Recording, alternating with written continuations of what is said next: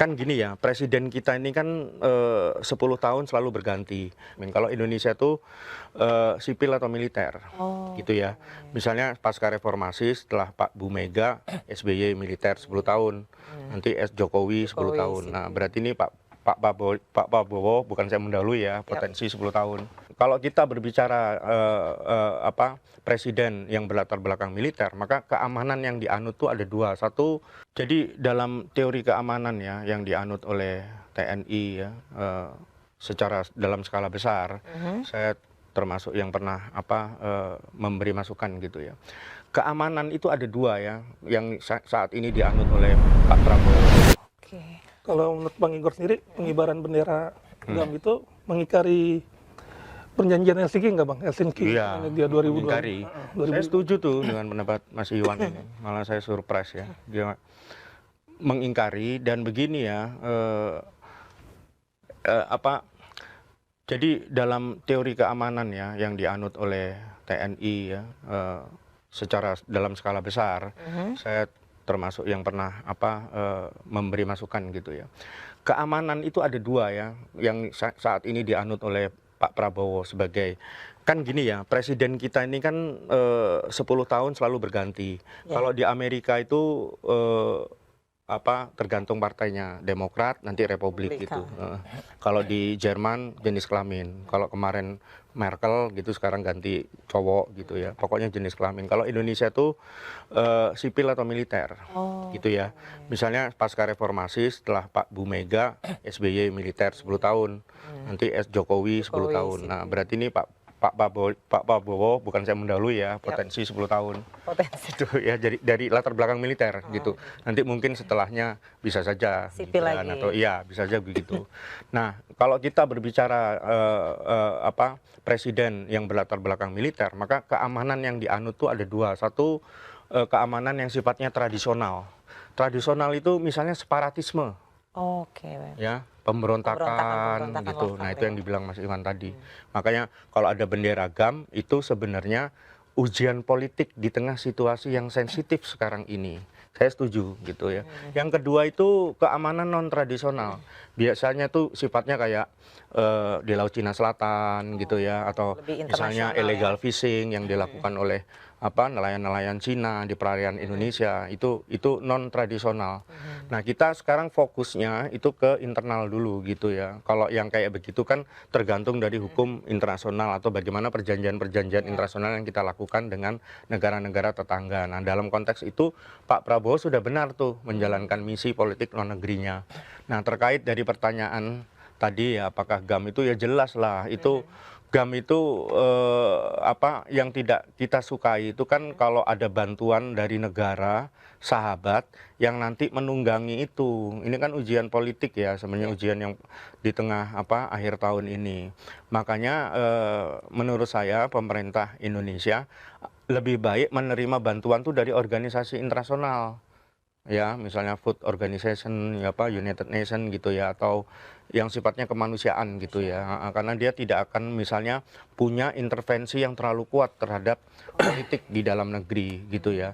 Karena Indonesia ini kan sudah ada contohnya, Timur Timur tadi saya sebut ya, gitu. Kalau di pemerintahan Pak Prabowo itu nggak akan terjadi tuh, menurut saya gitu ya. Timur Timur lepas dari pangkuan Indonesia karena NKRI itu harga mati ya gitu. Nah, sekarang ini kan kita ada ujian politik juga ya. Nah, misalnya Papua OPM, lalu kemudian di timur di Aceh ya GAM, GAM. itu harga mati itu. Nggak bisa. Kalau presidennya berlatar belakang militer seperti Pak Prabowo, dia pasti susah gitu ya. Nah, kita harus ingat ya bahwa Timur Timur lepas itu di masa Habibie yang berlatar belakang sipil. Artinya ada Gitu. celah ketika latar belakang sipil. Ya, ini kita ngomong di masa Presiden Prabowo kan. Jadi penanganannya itu sudah benar menurut saya. Oke. Ya kan, jangan terlalu banyak karena Pak Prabowo itu juga akan mengusahakan menurut saya ya akan menghapus warisan lama dan itu pasti gaduh. Gitu. Karena gaduh, maka kemudian muncullah anasir-anasir yang atau statement-statement yang negatif ya. Tapi menurut saya forward aja, jadi maju ke depan gitu ya. Nah, saya meyakini ya ini akhir tahun ya, nanti tahun depan mungkin Pak Prabowo akan bisa lebih agresif lagi gitu ya untuk misalnya mengakui kesalahan masa lalu, warisan masa lalu kemudian dia punya beberapa senjata atau program-program untuk memperbaikinya. Tapi mengakui kesalahan masa lalu itu bukan hal yang mudah. Betul. Ya, karena kemudian kegaduhan itu akan jadi muncul. Nah, kita membutuhkan sosok kepemimpinan yang lebih tegas ya, yang maskulin tadi saya bilang, yang punya politik luar negeri yang ya betul, yang mampu misalnya mencapai apa yang dicita-citakan dalam alinea keempat pembukaan Undang-Undang Dasar 45 itu nggak mudah, Mbak. Gitu, Mbak Fitri ya. Mungkin gitu dulu ya. Tapi menarik Bang, soal GAM ini Bang. GAM itu kan sudah membubarkan diri pada tahun 2005 setelah kesepakatan damai di Helsinki. Nah ini muncul Bang bendera-benderanya. Nah itu kombatan atau seperti apa Bang? Ya itu kebanyakan itu ya nggak tahu ya, mudah-mudahan saya salah. Itu Malaysia itu sebenarnya yang juga main-mainin yang kayak begitu ya kan. Kan Indonesia ini walaupun mayoritas masyarakatnya Muslim, tapi negara kita menganut ideologi Pancasila. Kalau di Malaysia itu kan Islam sebagai agama resmi negara, ya, kan begitu. Nah yang penting itu ya sekali lagi ya kalau presiden dia berlatar belakang militer, dia itu biasanya lebih tegas, lebih maskulin, dan dia juga saya tambahin ya, tadi ada prinsip CBM ya, confident building measure, lalu juga diplomasi preventif ya, nggak serta merta dia mau perang, tapi preventif diplomasi dulu, lalu juga conflict resolution. Nah biasanya ya Pak Prabowo itu juga aktif tuh, misalnya bagaimana menyelesaikan masalah di Myanmar. Prinsipnya itu non intervensi, non interfere prinsipal. Yang kedua konstruktif engagement, melibatkan negara tersebut secara konstruktif.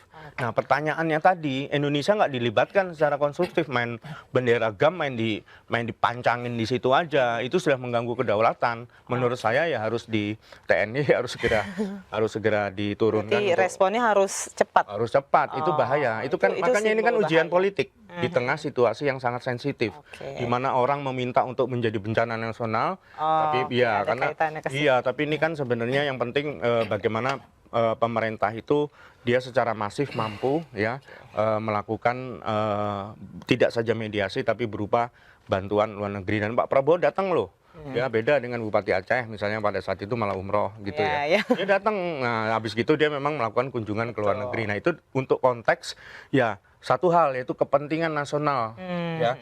Karena kalau kita membaca GBHN atau kemudian penjelasan dalam Undang-Undang Dasar 45, baik itu Pancasila dan apa, kita namanya politik luar negeri yang melaksanakan atau menuntaskan apa yang menjadi kepentingan nasional bangsa Indonesia. Stay updated. Info terkini masih banyak. Jangan lupa subscribe, like, dan share YouTube official OKZone. Dan selengkapnya ada di okezone.com.